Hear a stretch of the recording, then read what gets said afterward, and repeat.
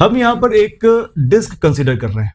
Okay, ये एक disc है और ये डिस्क जो है वो एक एक्सिस के अबाउट, ये मैं मान लेता हूं इसका एक एक्सिस, ये ठीक है, इस एक्सिस के अबाउट रोटेट कर रहा है। इस डिस्क का मास है m और रेडियस है r और यहां घूम रहा है इस एक्सिस के अबाउट। ठीक है भाई, इस एक्सिस के अबाउट इसका मोमेंट ऑफ इनर्शिया है id, id मतलब आई डिस्क। ठीक है, ऐसा मान लेते हैं।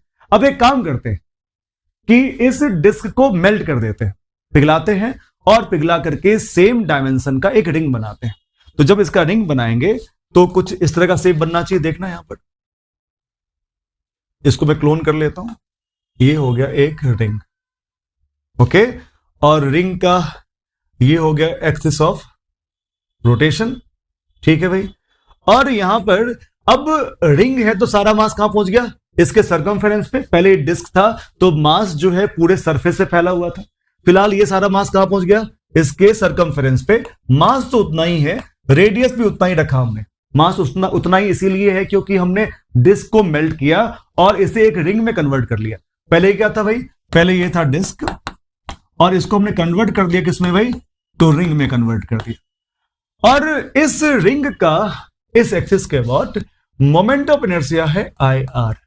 तो हमें एक कंपैरिजन चाहिए आई डी और आई आर के बीच में, क्या दोनों इक्वल होंगे, क्या आई डी बड़ा होगा या फिर आई आर बड़ा होगा, ये अपन को यहां पर बात करनी है। देखो, बेसिक डेफिनेशन से हम ये जानते हैं कि मोमेंट ऑफ इनर्शिया बात करता है मास के बारे में और मास के डिस्ट्रीब्यूशन के बारे में अबाउट द गिवन एक्सिस। ठीक है, तो यहां पर मास तो दोनों का इक्वल है, तो हमें बात करनी पड़ेगी केवल और केवल मास के डिस्ट्रीब्यूशन के बारे में। देखो, जब आप डिस्क के बारे में बात करोगे तो डिस्क में जितने भी मास हैं वो सारे मास को अगर आप एज ए पार्टिकल एज्यूम करोगे तो ये मास जो है 0 से लेकर के r रेडियस तक फैले हुए हैं भाई यूनिफॉर्मली।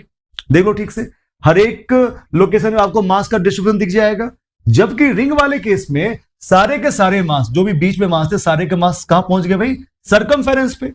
तो आपको लग रहा होगा कि जो मास का डिस्ट्रीब्यूशन है इस वाले में 0 से r तक है, लेकिन यहां पर मास का डिस्ट्रीब्यूशन रिंग वाले केस में केवल सरकमफेरेंस पे है, यानी कि मास का डिस्ट्रीब्यूशन बढ़ गया है।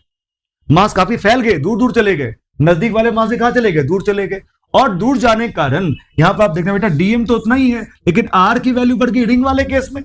तो रिंग के केस में क्योंकि मास का डिस्ट्रीब्यूशन ज्यादा दूर हो गया एज कंपेयर टू डिस्क, तो ऐसे में हम ये कह पाएंगे कि I of disc is less than I of ring.